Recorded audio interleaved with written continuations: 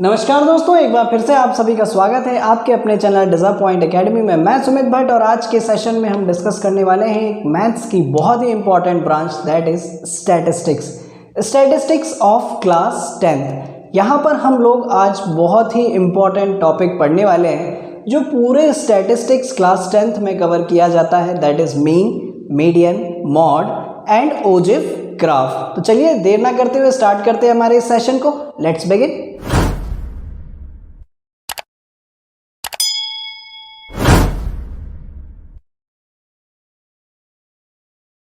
तो इसे स्टार्ट करने से पहले थोड़ा सा इंट्रोडक्शन हम लोग इसका समझ लेते हैं। Statistics is one of the most important branch of mathematics.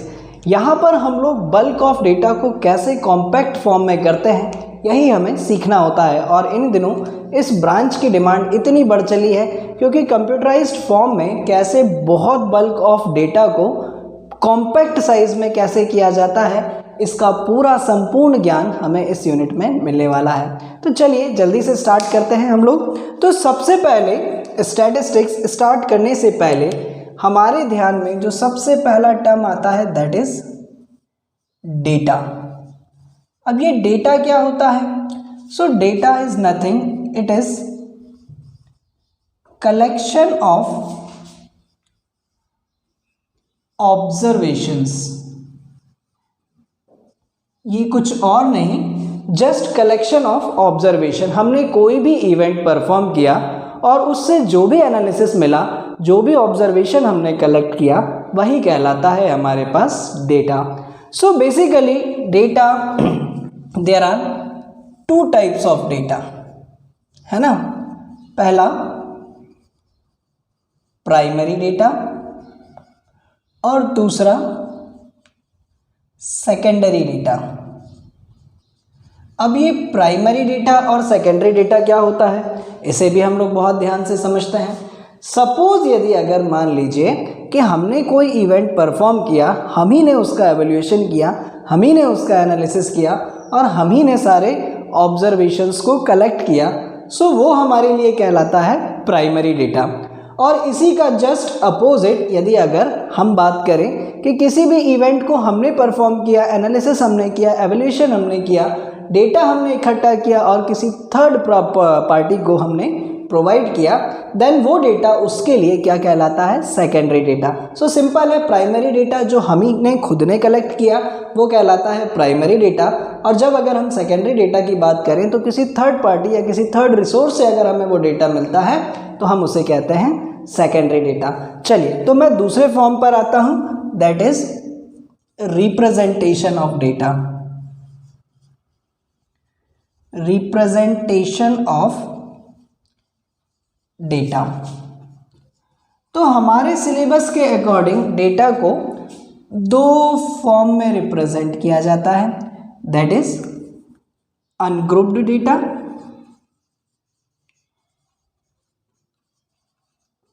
और ग्रुप्ड डेटा। ठीक है, अनग्रुप्ड डेटा को आप लोग ओरिजिनल डेटा भी बोल सकते हैं, और ये जो डेटा मिलता है हमें क्लास इंटरवल के फॉर्म में मिलता है। क्लास इंटरवल के फॉर्म में या क्लासेस के फॉर्म में हमें ये डेटा प्रोवाइड होता है। चलिए तो थोड़ा सा एक एग्जांपल लेकर समझते हैं इस बात को।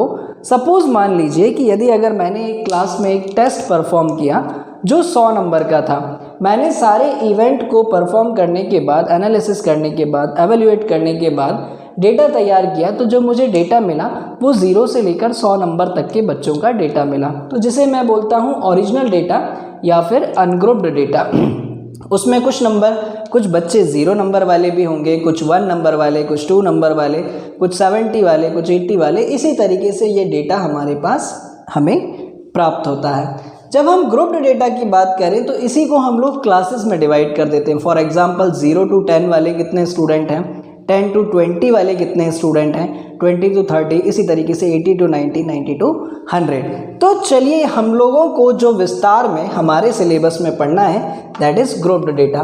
तो मैं यहाँ पर कुछ टर्मिनोलॉजीज जो यहाँ पर यूज़ होने वाली हैं उनको भी मैं यहाँ पर समझने की कोशिश करता हूँ। जब कभी भी हम लोग डेटा को रिप्रेजेंट करते हैं ग्रुप्ड डेटा के फॉर्म में, तो हम लोग उन्हें क्लासेस में डिवाइड कर लेते हैं। उसका एक छोटा सा एग्जांपल मैं यहाँ पर ले रहा हूँ। जैसे मैंने एक टेस्ट परफॉर्म किया 100 नंबर का और उसको मैंने क्लासेस में डिवाइड किया। For example 0 to 10, 10 to 20, 20 to 30 and so on. इस तरीके से ये डेटा चलता गया। तो अब यहाँ पर कुछ टर्म्स यहाँ पर जो यूज़ होती है उनको भी हम लोग जल्दी से देख लेते हैं। इसे बोलते हैं हम लोग अपर लिमिट, इसे बोलते हैं हम लोग अपर लिमिट, और इसे बोलते हैं हम लोग lower limit.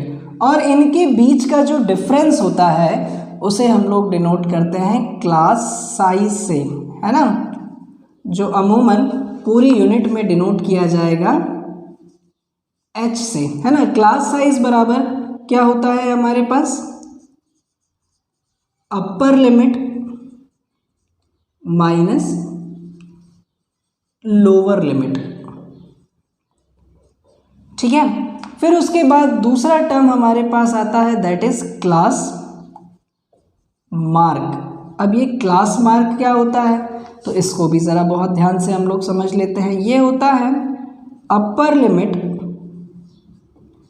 Plus lower limit divided by 2।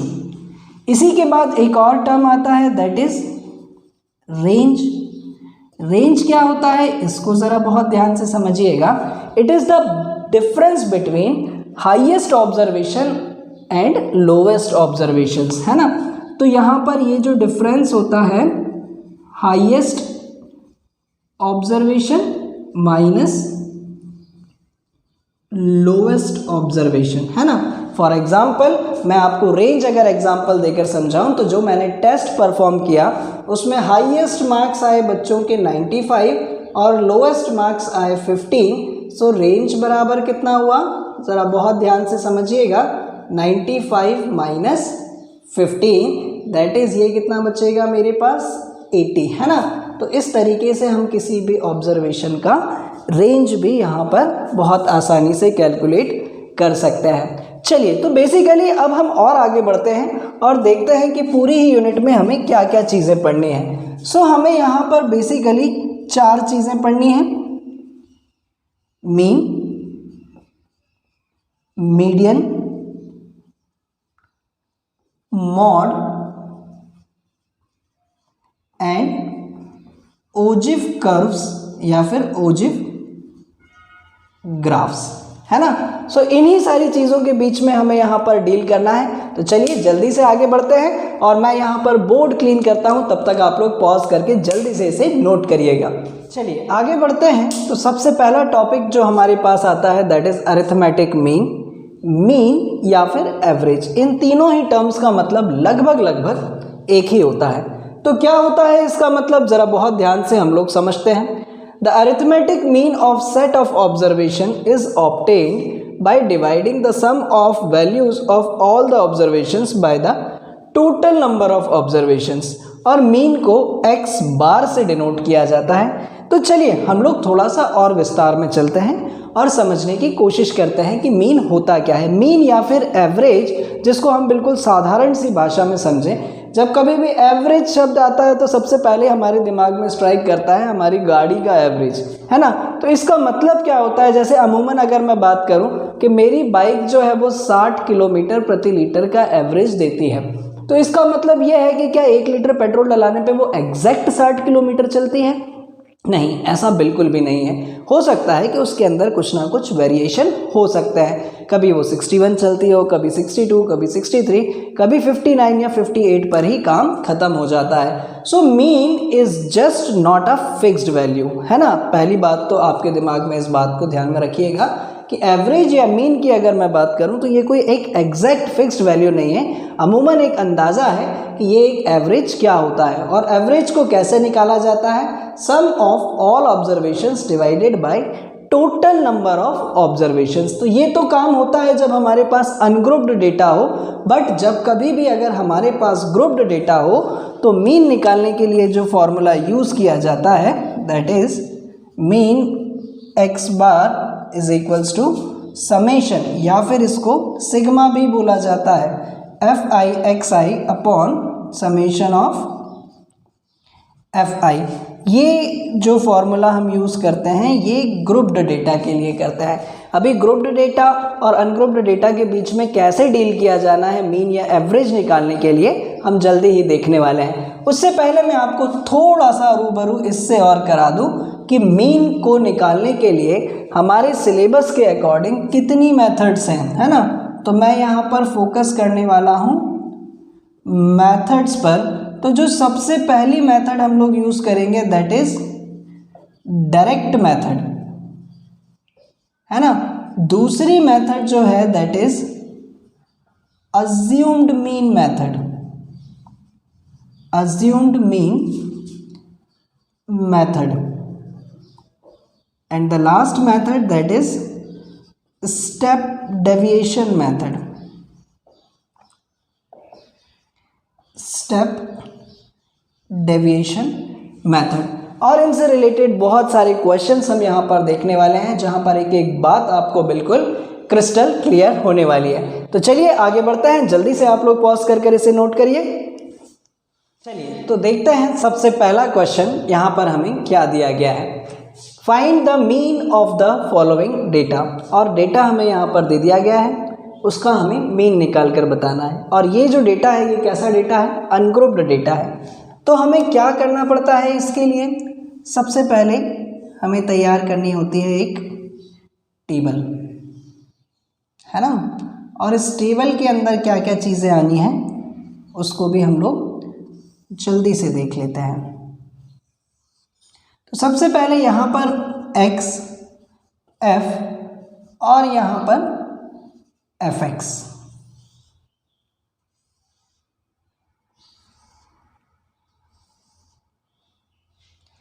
यहाँ पर जो डेटा दिया गया है 10, 30, 50, 70 और लास्ट में है हमारे पास 80। और आप चाहें तो एक कॉलम इसमें और इंक्रीज कर लीजिए, दैट इज टोटल, ठीक है।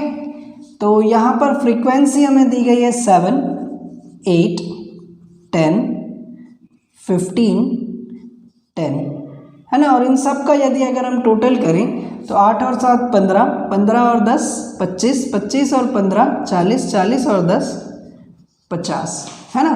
फ्रीक्वेंसी हमें यहाँ पर दे दी गई है 7, ओ सॉरी, है ना। fx हमें निकालना है तो 10 इंटू 7 70, यहाँ पर 240, 8 इंटू 30, यहाँ पर 500, 15 7 ज़ा 105, 105 और 0 1, है ना।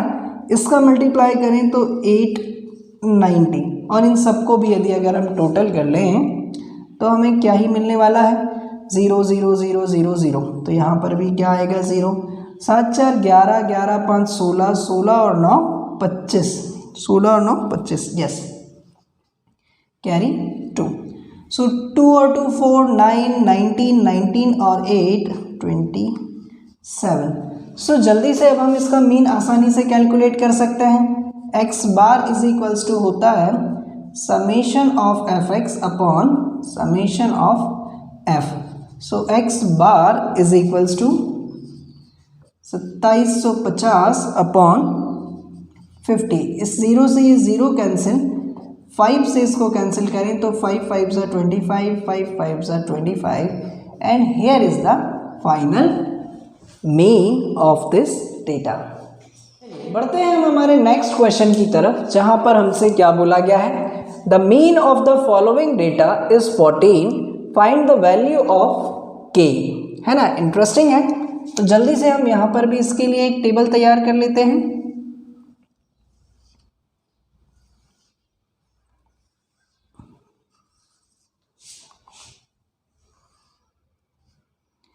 जैसा कि आप सभी लोग जानते हैं, यहाँ पर x, यहाँ पर f और यहाँ पर fx।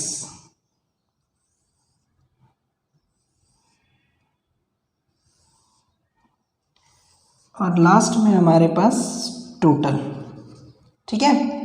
5, 10, 15, 20, 25, यहाँ पर 7 K 8 4 5।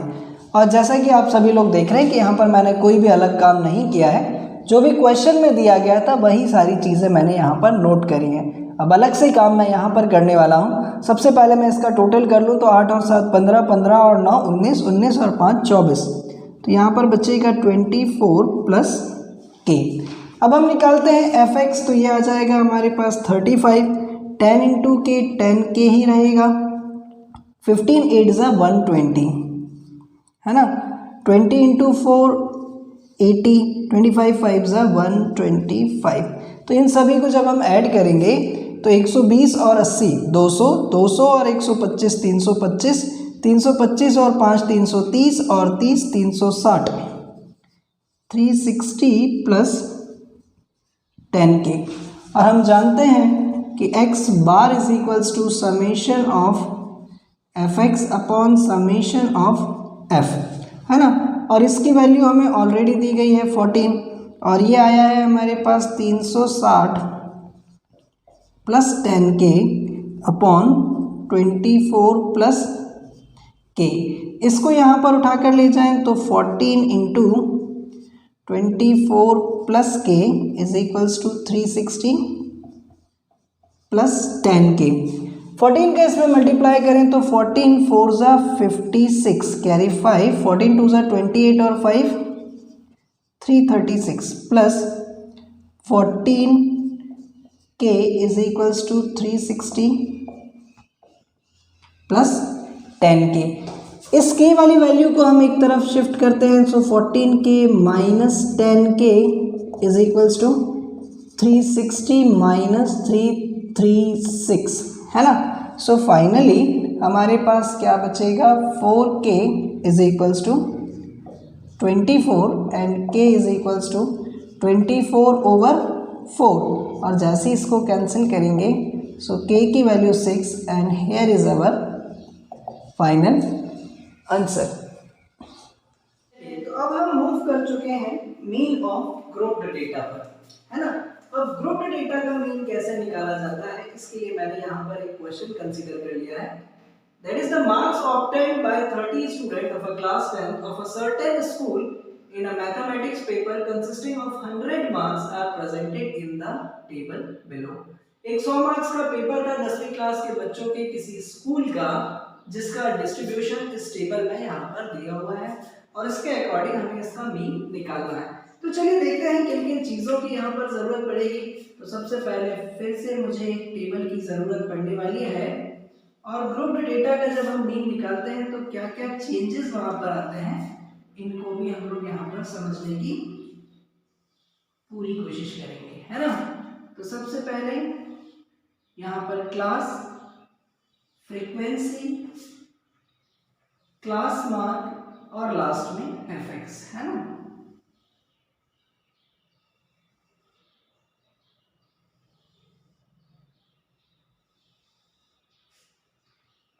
One, 2, 3, 4, 5, 6 and the last one is total, है ना। क्या ये मेरे बोर्ड पे कवर हो पा रहा है? तो अब कहानी थोड़ा ठीक है ना। सो यहाँ पर हमें लेना है क्लासेस, यहाँ पर हमारे पास आ जाएगी फ्रीक्वेंसी, यहाँ पर हमें लेना है क्लास मार्क, है ना, जो होता है हमारे पास lower limit plus upper limit divided by 2, और यहाँ पर हमें निकालना होता है fx, ठीक है। तो यहाँ पर क्लास दी गई है 10 to 25, 25 to 40, 40 to 55, 55 to 70, 70 to 85 and 85 to 100। Frequency यहाँ पर दी गई है 2, 3, 7 और 6, 6, 6, ठीक है। क्लास मार्क की बात करें तो 10 प्लस 25 यानी कि 35 divided by 2, so that is it is 17.5। 65 को कैसे लिखेंगे हम लोग, 25 plus 40 60 65 divided by 2, so it is 32.5. now again ये इसी सीक्वेंस से बढ़ते जाएगा आगे, तो ये होगा हमारे पास 47.5 62.5 77.5 and last one is that is 92.5. अब हमें निकालना है यहाँ पर fx, तो इसका मल्टीप्लाई जब इससे करेंगे तो अगेन हमें यहाँ पर 35, 3 5 जा 15 है ना, कैरी 1 3 2 जा 6 और 1 7 और 3 3 जा 9, सो इट इज 97. यहाँ पर आप चाहें तो 0 लगा लीजिए. 7 5 जा 40 7 5 जा 35 कैरी 3 7 7 जा 49 और 3 52 कैरी 5 7 4 जा 28 और 5 3 32.5 6 5 जा 30 कैरी 3 6 2 जा 12 और 3 15 कैरी 1 6 6 जा 36 और 1 37 6 5 जा 30 यहाँ पर भी पॉइंट कैरी 3 7 6 जा 42 और 3 45 7 6 जा 42 और 4 42 और 4 46 है ना, यहाँ पर भी पॉइंट लग जाएगा. और अगेन इट इज 6 5 जा 30 और 6 2 जा 12 और 3 15 कैरी 1 6 9 जा 54 और 1 55. चलिए तो जल्दी से अब इन सब का टोटल करते हैं हम लोग. यहाँ पर फ्रीक्वेंसी का टोटल कितना आने वाला है, 3 2 5 7 12 12 और 18 होगा हमारे पास 30. ठीक है, और इन सब का टोटल करें तो 5 5 10 कैरी 1 5 1 6 13 13 और 2 15 15 और 5 20 5 25 5 30 कैरी 3 3 3 6 9 और 6 15 15 और 3 18 18 और 7 25 25 और 6 31 31 और 5 36 कैरी 3 3 3 6 3 9 4 13 13 और 5 18. तो पॉइंट यहाँ पर कितना आ जाएगा 1860. और जब हम इसका मीन निकालेंगे तो मीन बराबर again summation of fx upon summation of f. तो x बार बराबर हमारे पास बचने वाला है 1860 डिवाइडेड बाय 30 है ना, और इससे जैसे इसको कैंसिल करेंगे so 3 6 are 18 and 3 2 are 6 and here is our final answer. तो बढ़ते हैं आगे एक और इम्पॉर्टेंट क्वेश्चन की तरफ. बच्चों एग्जाम पॉइंट ऑफ व्यू से इस तरीके के क्वेश्चंस ज़्यादा इम्पॉर्टेंट होता है जहां पर आपको मीन प्रायरली दे दिया जाता है और कुछ एक फ्रीक्वेंसी मिसिंग कर दी जाती हैं, उन्हें आपको फाइंड आउट करना होता है. तो चलिए देखते हैं क्या ही प्रोसेस होती है इस पूरी मेथडोलॉजी में. The mean of the following distribution is 54. Then find the value of p. So again हम यहाँ पर एक टेबल तैयार करते हैं अपनी. यहाँ पर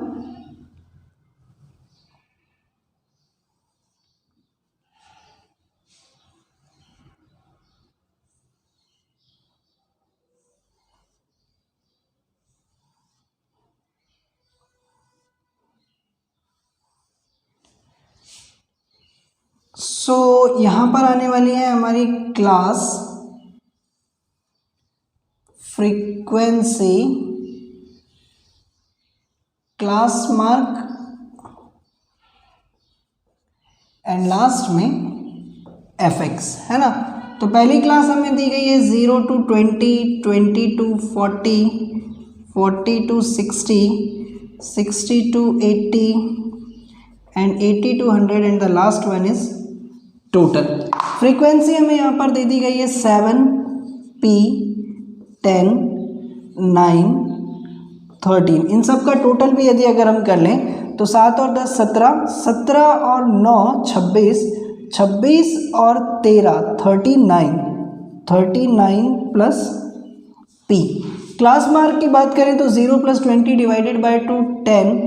यहाँ पर 30 50 70 90.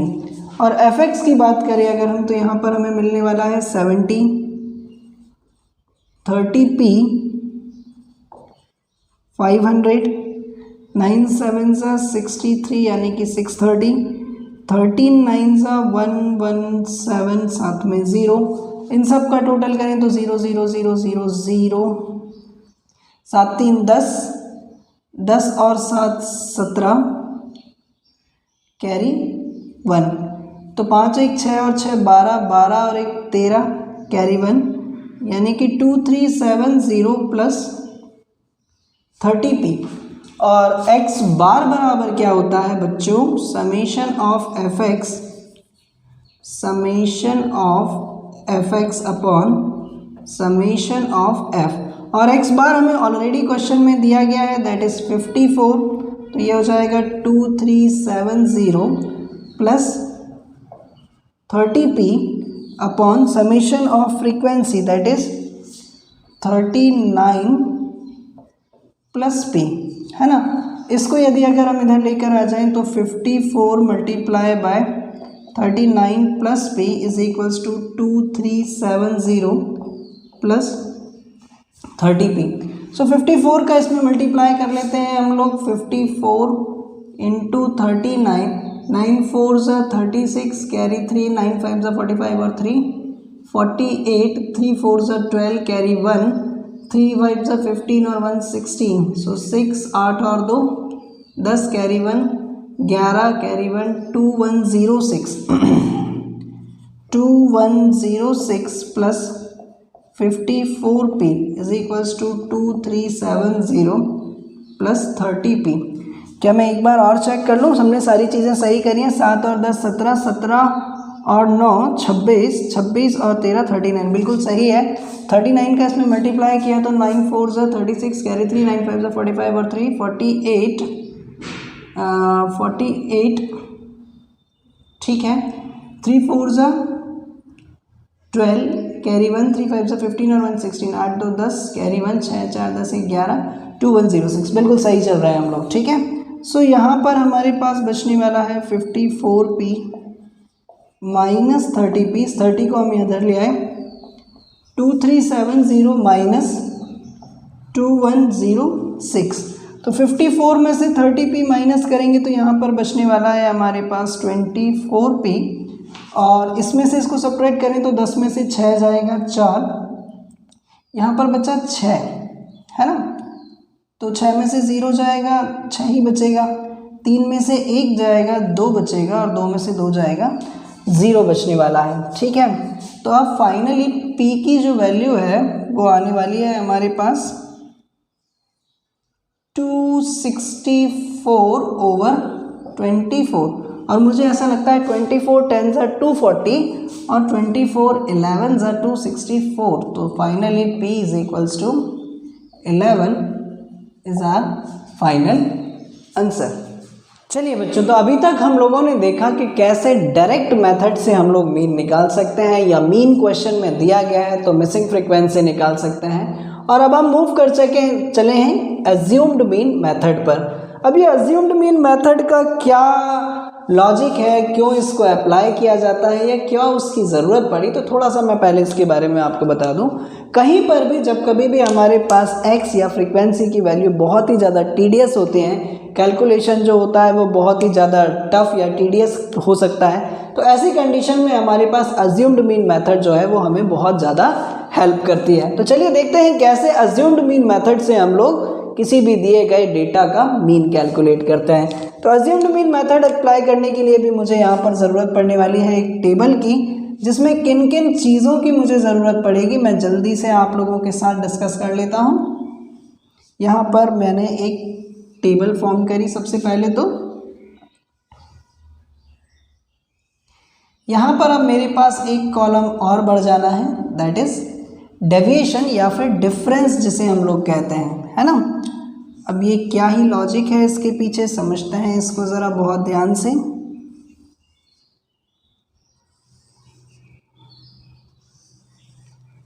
ठीक, तो सबसे पहले कॉलम में आने वाली है मेरे पास class, then frequency, then class mark और आखिरी में डेविएशन, और डेविएशन बराबर होता है x माइनस ए, और लास्ट में हमारे पास एफ डी। चलिए समझते हैं ये सारी चीज़ों में क्या होने वाला है।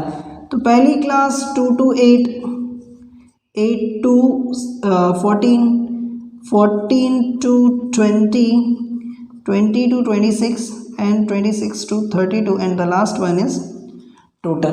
फ्रीक्वेंसी हमें यहाँ पर दी गई है 6, 3, 12, 11, 8। तो लगे हाथ इसका टोटल भी कर लेते हैं। 6, 3, 9, 12 और 9 होता है 21, 21 और 11 32, 32 और 8 40।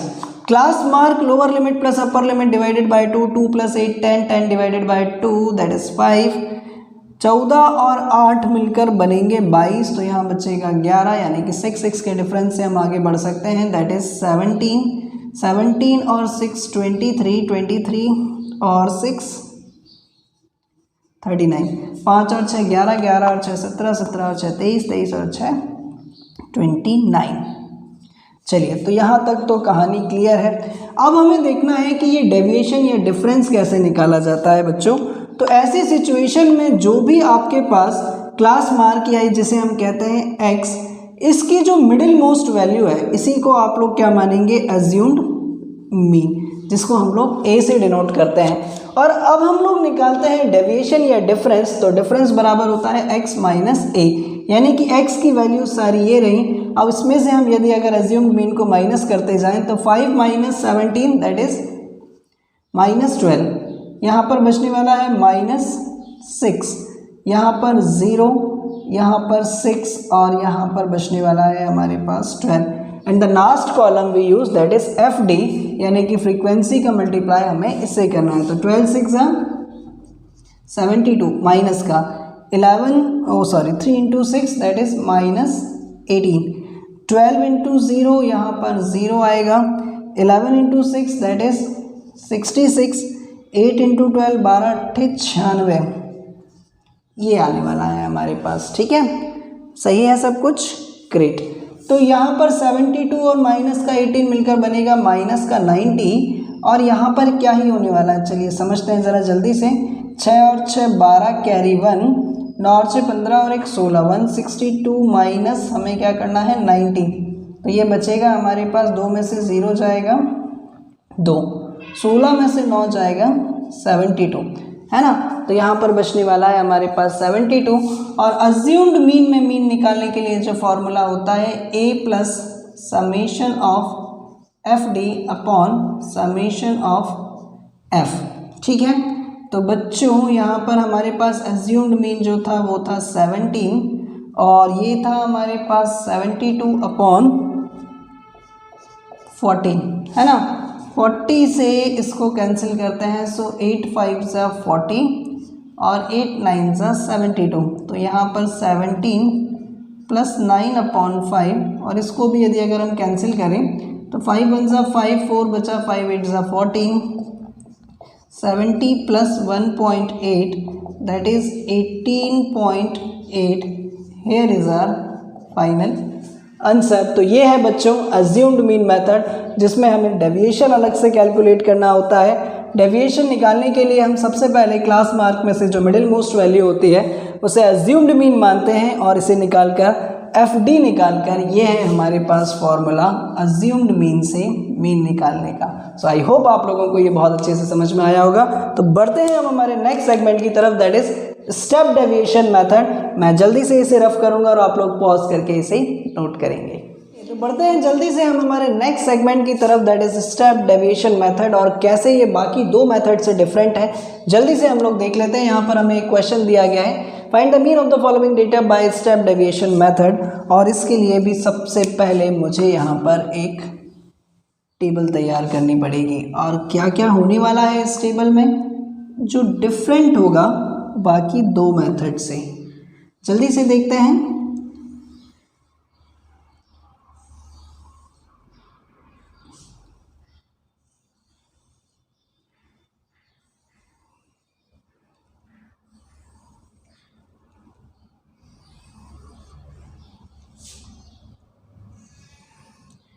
1 2 3 4 5 6, मुझे ऐसा लगता है कि एक कॉलम की और ज़रूरत पड़ेगी। Class, frequency, class mark, you and F you. चलिए, तो यहाँ पर आएगा हमारे पास क्लास, यहाँ पर frequency, class mark, class mark के बाद हमें निकालना है you, that is x minus A upon H, and the last one that is F you.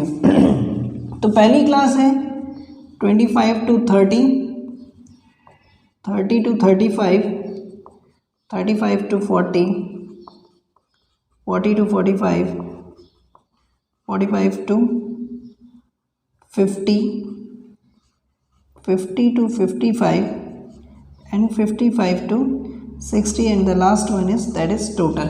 So frequency हमारे पास यहाँ पर दी गई है 14, 22, 16, 6, 5, 3, 4। इन सब का टोटल यदि अगर हम कर लें यहाँ पर तो कितना ही मिलने वाला है, हमें जल्दी से देख लेते हैं। 14 और 22, सॉरी 4 2 6 और 6 12 और 6 18, 18 और 5 23, 23 और 3 26, 4 30, है ना, कैरी 3, 3 और 1 4, 2 6 7, तो यहाँ पर कितना आ गया हमारे पास 70। क्लास मार्क की बात करें हम लोग तो 25 + 30 दैट इज 25 55, 55 यानी कि 27.5, ये 5 के डिफरेंस से आगे बढ़ता जाएगा, दैट इज 32.5, 37.5, 42.5, 47.5, 52.5 एंड 57.5।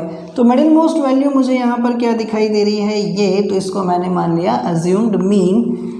अब यदि अगर हम इसमें से इसको माइनस करेंगे तो यहाँ पर हमारे पास बचने वाला है 15, है ना, और 15 divided by H, H means class size, जो भी क्लासेस के बीच का डिफरेंस है, और यहाँ पर क्लास के बीच का डिफरेंस कितना है 5, तो 15 डिवाइडेड बाय 5 दैट इज यहाँ पर बचने वाला है -3, है ना, और यहाँ पर 32 माइनस इसको करेंगे तो 10, 10 डिवाइडेड बाय -2।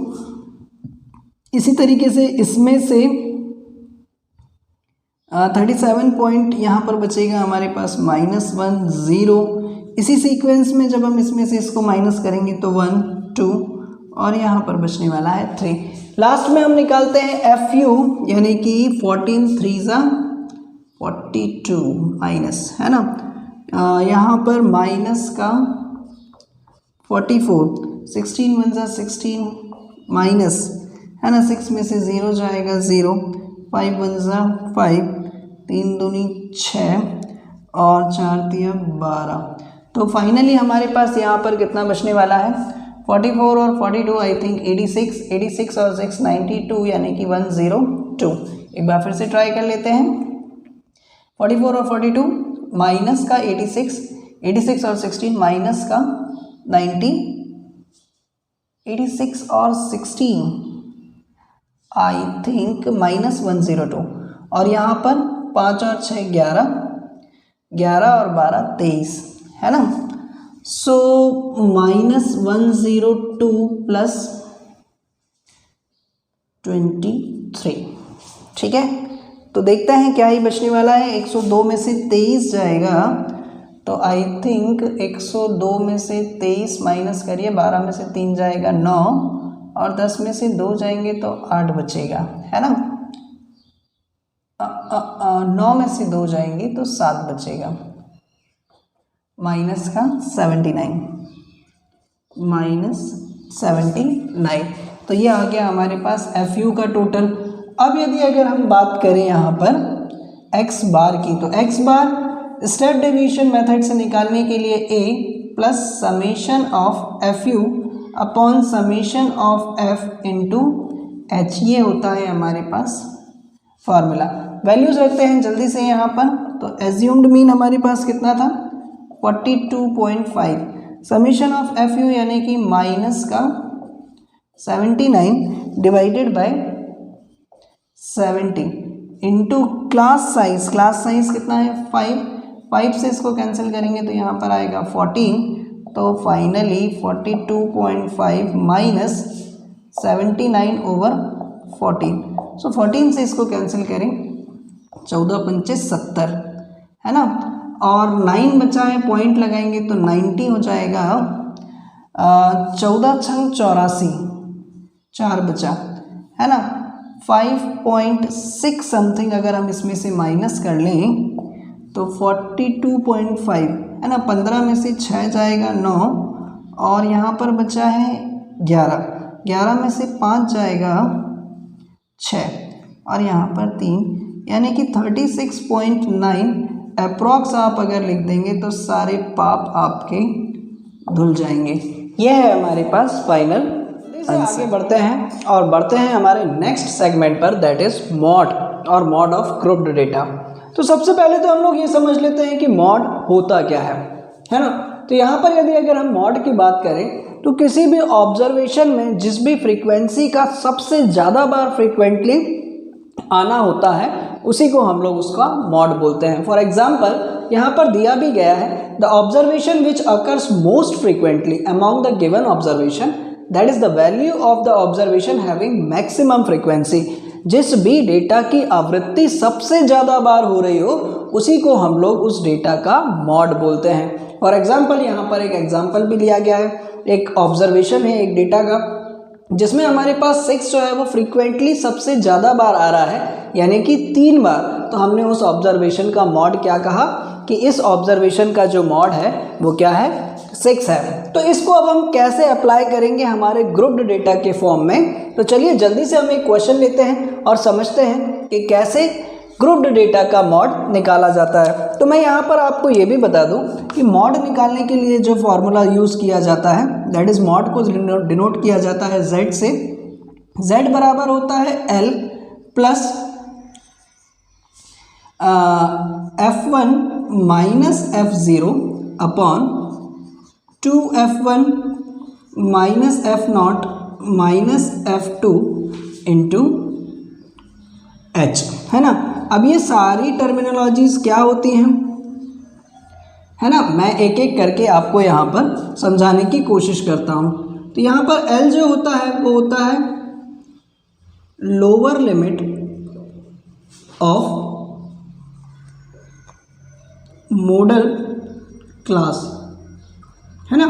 L जो होता है वो lower limit of model class. F1 frequency of model class. अब ये सारी चीज़ें हम प्रैक्टिकली देखने वाले हैं। F0 frequency preceding to modal class, ठीक। F2 frequency succeeding to modal class,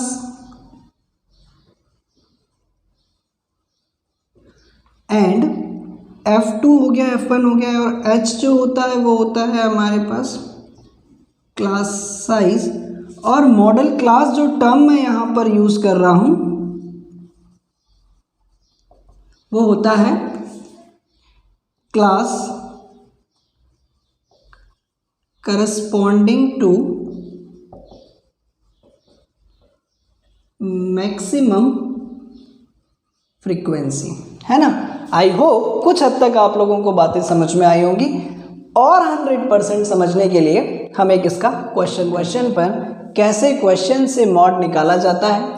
और क्वेश्चन हमें दिया गया है, an NGO working for welfare of cancer patients maintained its record as follows, find its mode, है ना। तो यहाँ पर हमसे क्या बोला गया है कि एक एनजीओ है जो काम करता है कैंसर पेशेंट्स के लिए, और उन्होंने अपना डेटा जो है वो कुछ इस तरीके से अरेंज कर रखा है और हमें इसका मॉड निकालना है। तो यहाँ पर एज ऑफ पेशेंट्स हमें दिया गया है 0 से 20 साल तक के 35 पेशेंट हैं, 20 से 40 वाले 315, 40 से 60 वाले 120 और 60 से 80 वाले 50 पेशेंट्स का डेटा उन लोगों के पास है, और हमें इसका मॉड निकाल कर बताना है। तो जैसा कि हम पहले भी जानते हैं कि मॉड बराबर क्या होता है, हम ऑलरेडी देख चुके हैं, L plus F1 minus F0 upon 2f1 minus f0 minus f2 into h।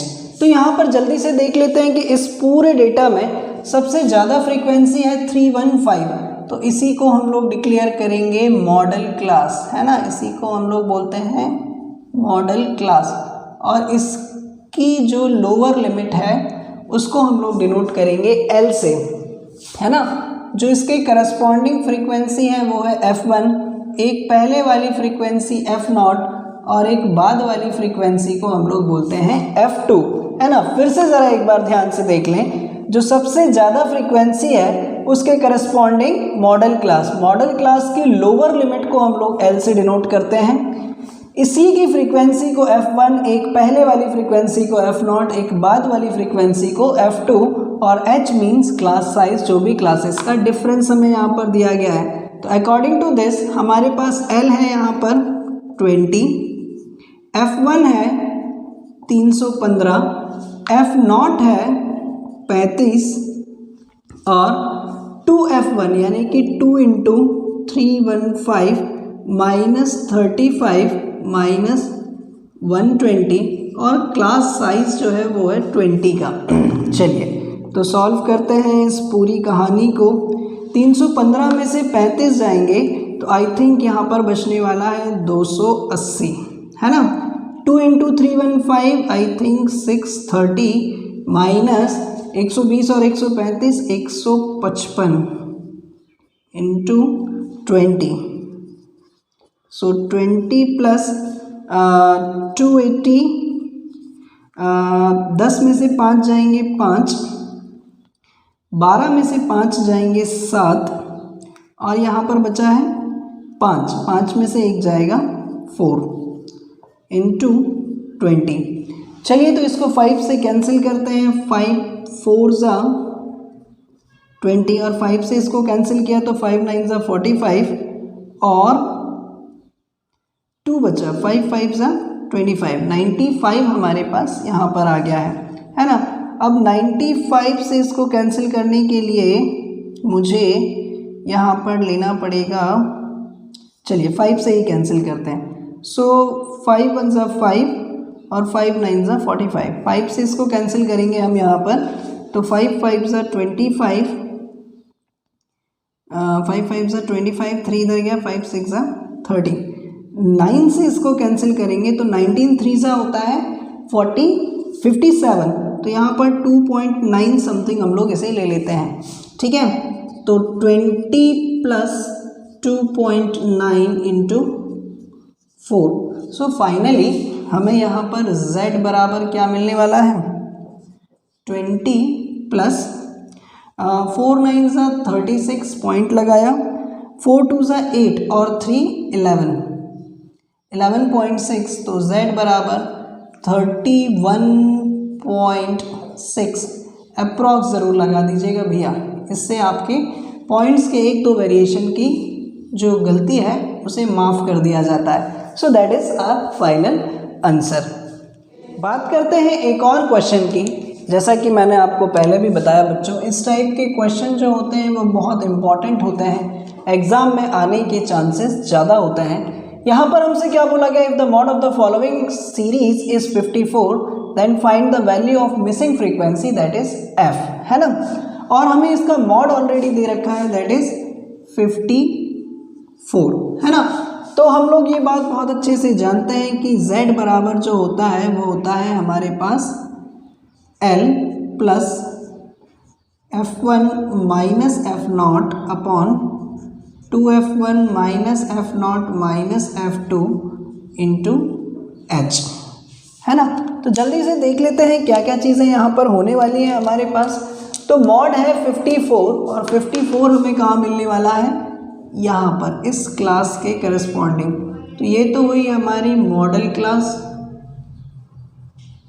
और इसी की लोअर लिमिट हुई हमारी L, ये वाली फ्रीक्वेंसी हुई हमारी f1, ये वाली फ्रीक्वेंसी को हमने कह दिया f0, इसे हमने कहा f2 और यही सारी वैल्यूज़ हमें यहाँ पर रखनी है। तो z बराबर L है हमारे पास 45, F1 की वैल्यू है हमारे पास 16 माइनस F0 की वैल्यू F1 यानी कि 2 इंटू 16 माइनस F0 की जगह पर F माइनस 12 और क्लास साइज है 15 का, है ना। क्लासेस के बीच डिफरेंस जो है वो है 15 का। मॉड भी हमें दिया हुआ है दैट इज़ 54 और ये है 45। 16 minus F 32 minus F minus 12 into 15। बच्चों एग्जाम में जो सबसे ज़्यादा क्वेश्चन पूछे जाते हैं वो होते हैं मॉड से रिलेटेड ही, और ये टॉपिक मुझे ऐसा लगता है कि शायद सबसे ज़्यादा आसान भी है, तो आप लोग इसे बहुत अच्छे से कीजिएगा।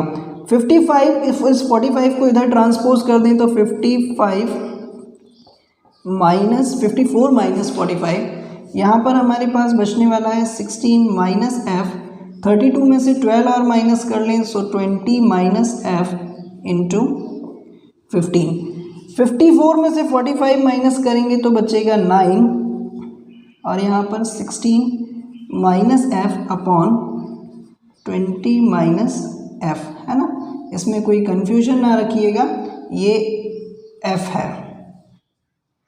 है ना। कई बार बच्चे इसे 7 समझ लेते हैं। इसका क्रॉस मल्टीप्लाई कर लेते हैं हम लोग इसको सेपरेट करके। सो 9 इंटू ये जो है ये है 9 into 20 minus F is equals to 15 into 16 minus F, है ना।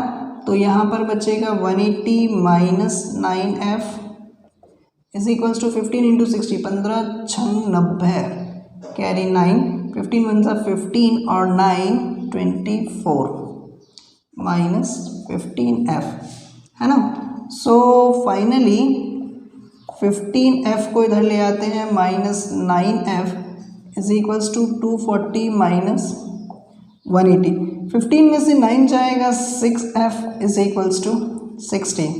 सो F is equals to 60 over 6, इससे इसको कैंसिल करें so F is equals to 10, that is our final answer. तो मूव करते हैं अब हमारे नेक्स्ट सेगमेंट की तरफ that is median of grouped data. तो इसको स्टार्ट करने से पहले थोड़ा सा मीडियन के बारे में जानकारी ले लेते हैं कि मीडियन क्या होता है। Median is the middle most term of the arranged data of particular observations, है ना।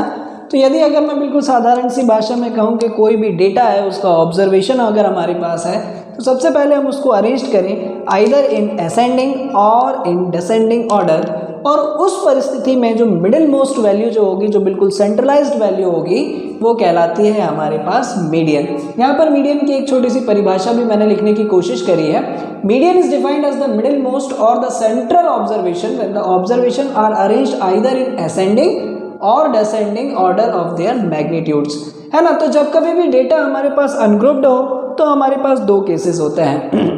Case 1 when the number of observation is odd, तब मीडियन निकालने के लिए जो हमारे पास फॉर्मूला होता है that is value of n+1th observation. यहाँ पर n जो है total number of observations, that is n+1 divided by 2th observation. For example अगर मैं कहूँ कि मेरे पास कोई भी नंबर ऑफ ऑब्जर्वेशन 11 है तो उसमें से जो मिडिल मोस्ट वैल्यू होगी that is 6 is the particular median of the data.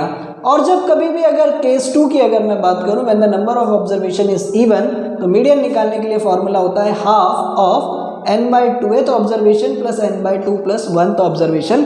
For example अगर मेरे पास नंबर ऑफ ऑब्जर्वेशन 12 है तो मैं वहां पर उसको सबसे पहला काम अरेंज करूंगा आइदर इन असेंडिंग और in descending order, that is n/2 यानी कि 12 divided by 2, 6th observation plus 7th observation को ऐड करके मुझे उसका हाफ करना होगा, that is the median of that particular observations. तो चलिए जल्दी से हम हमारे सेगमेंट पर मूव करते हैं that is median of grouped data, और इसको समझने के लिए हम क्वेश्चन को कंसीडर करते हैं तो सारी कहानी हमें बहुत अच्छे से समझ में आ जाएगी। उससे पहले मैं एक बार आपको मीडियन का फॉर्मूला ग्रुप्ड डेटा के फॉर्म में और बता देता हूं। तो मीडियन ऑफ ग्रुप्ड डेटा जो होता है that is L plus n/2 minus CF upon F into H. अब ये सारी टर्मिनोलॉजी क्या होती है इसको हम समझते हैं क्वेश्चंस में। सो ये है हमारे पास मीडियन निकालने का formula in the form of grouped data. बढ़ते हैं जल्दी से आगे, मूव करते हैं हमारे क्वेश्चंस पर। और क्वेश्चन में हमें क्या दिया गया है, 200 surnames were randomly picked up from a local telephone directory and the frequency distribution of the number of letters in English alphabet in surnames was obtained as follows। बच्चों डिक्शनरी क्या, डायरेक्टरी क्या होती है, पुराने ज़माने में जो लैंडलाइन फ़ोन जो हुआ करते थे उनके साथ एक डायरेक्टरी मिला करती थी जिसमें शहर भर के तमाम लोगों के नाम नंबर के साथ उस पूरी डायरेक्टरी में हुआ करते थे। तो ऐसा ही यहाँ पर क्वेश्चन में बोला गया है कि उस डायरेक्टरी में से यदि अगर 200 सरनेम्स को रैंडमली पिक कर लिया गया तो उनका ऑब्जर्वेशन जो है वो कुछ इस तरीके से मिला। शुरुआती 5 अल्फ़ाबेट के जो सरनेम थे वो थे 20, देन 5 से 10 वाले जो थे वो थे 60। इसी तरीके से ये पूरा डेटा लिया गया है और इसके लिए हमें क्या फाइंड करना है, इसका मीडियन निकालना है ना। तो यहाँ पर कहीं लिखा नहीं गया है तो मैं लिख दे रहा हूँ फाइंड इट्स मीडियन, है ना। हमें इसके लिए इसका मीडियन निकालना है। तो बच्चों मीडियन निकालने के लिए हमें किन चीज़ों की ज़रूरत पड़ती है, सबसे पहले तो आप इसकी टेबल तैयार करेंगे जहाँ पर क्लास, फ्रीक्वेंसी और साथ ही साथ हमें ज़रूरत पड़ती है इसकी क्यूमुलेटिव फ्रीक्वेंसी की, क्यूमुलेटिव फ्रीक्वेंसी की। तो ये जो टेबल है ये कुछ इस तरीके से तैयार होने वाली है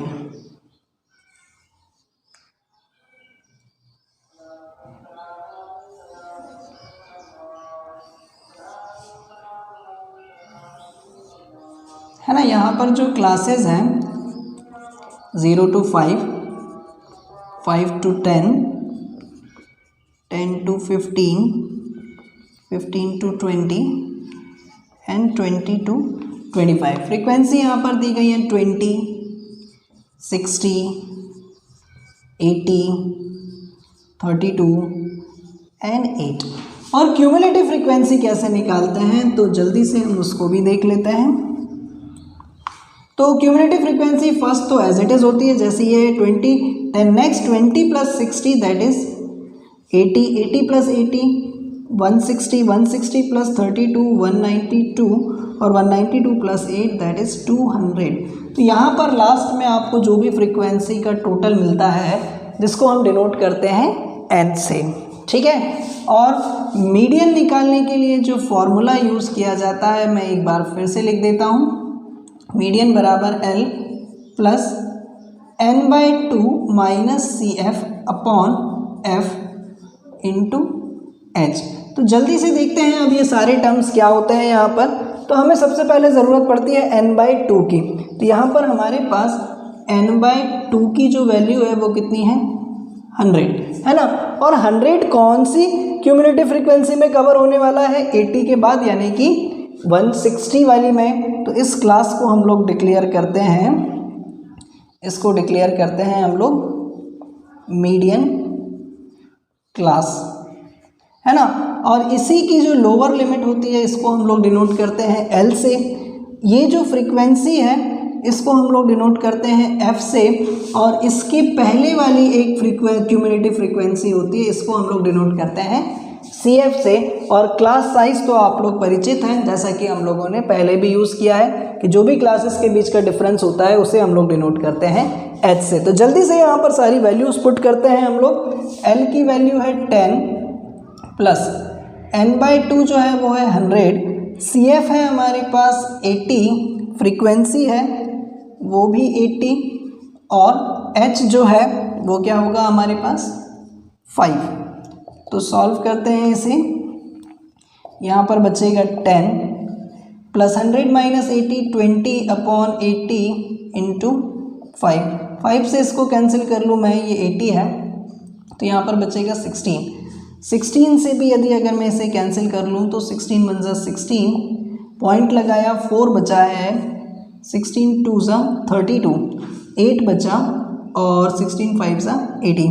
सो it is finally 11.25 and here is our final answer. करते हैं एक और अच्छे क्वेश्चन की तरफ जहां पर हमसे बोला गया है find the missing frequency in the following frequency distribution table if n is equals to 100 and median is 32, है ना। जैसा कि मैंने आपको पहले भी बताया कि ये जो मिसिंग फ्रीक्वेंसी वाले जितने भी क्वेश्चन होते हैं ये एग्जाम पॉइंट ऑफ व्यू से बहुत ज्यादा इंपॉर्टेंट होते हैं।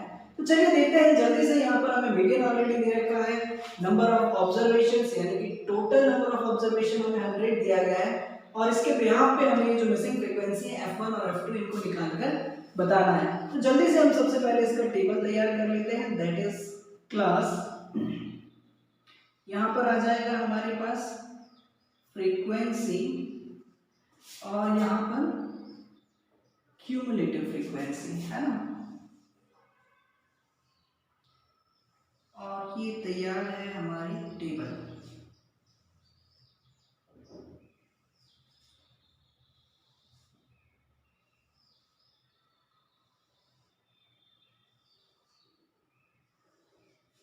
सो पहली क्लास है 0 to 10, 10 to 20, 20 to 30, 30 to 40, 40 to 50 and 50 to 60। और फ्रीक्वेंसी हमें यहाँ पर दे दी गई है 10, f1, 25, 30, f2 और ये है 10। क्यूमुलेटिव फ्रीक्वेंसी की बात करें तो 10 प्लस f1, 10 प्लस 25 करेंगे तो 35 plus f1, 35 plus 30 that is 65 plus f1, 65 plus f1 plus f2 और ये 75 प्लस f1 प्लस f2। चलिए तो कुछ चीजें तो हमें यहाँ पर ऑलरेडी मेंशन की गई हैं कि 75 plus f1 plus f2 is equals to है 100। तो f1 प्लस f2 बराबर कितना हो जाएगा 100 माइनस 75 यानी कि f1 plus f2 is equals to 25। इससे मैं नाम दे दे रहा हूँ इक्वेशन 1। अब n है जो है वो है हमारे पास 100, इसी को हम लोग n मान लेते हैं। तो n/2 इज इक्वल्स टू हो जाएगा 50, है ना। सो मीडियन भी हमें दे रखा है 32 जो हमें इस क्लास के करस्पॉन्डिंग मिलने वाला है। 32 इस क्लास के करस्पॉन्डिंग, है ना। तो यही होगी हमारी मीडियन क्लास, इसे ही हम लोग बोलेंगे हमारी मीडियन क्लास। और मीडियन क्लास के बाद हम लोग क्या लिखते हैं कि ये है हमारा f और इससे पहले एक जो है ये है CF। अब यही सारी वैल्यूज हम लोग यहाँ पर रखते हैं फॉर्मूले में, that is median is equals to L plus n/2 minus CF upon F into H। तो मीडियन हमें दे रखा है दैट इज 32।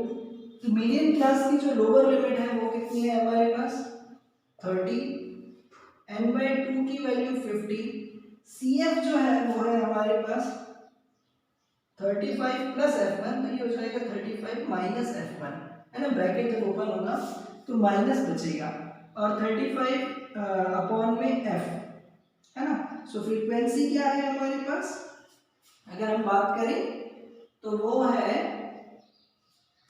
30 माइनस, यहाँ पर ये कैसे बच रहा है 30, 25 फ्रीक्वेंसी थी हमारे पास, अच्छा ये f है, ठीक है। सो फ्रीक्वेंसी जो है वो है हमारे पास 30, है ना। ये यहाँ पर ऐसा ना लगे कि 30 माइनस f, ये जो है ये फ्रीक्वेंसी है, ठीक। और h जो है वो क्लास के बीच इसका जो डिफरेंस है वो है 3, इससे इसको कैंसिल करेंगे तो यहाँ पर बचेगा 3, इसको इधर शिफ्ट कर दें तो यहाँ बचेगा 2, 50 माइनस 35 यानी कि 50 माइनस f1 अपॉन 3, और इसको भी यदि अगर मैं इधर भेज दूं तो ये हो जाएगा 6 is equals to 15 minus f1, है ना। So finally f1 is equals to 15 minus 6, तो f1 इज इक्वल्स टू 9, है ना। और इस F1 की वैल्यू 9 में इक्वेशन 1 में सब्स्टिट्यूट कर दूं तो 9 plus F2 is equals to था 25, तो F2 is equals to 25 minus 9, so F2 is equals to 16. So finally F1 is equals to 9 and F2 is equals to 16 is our final answer.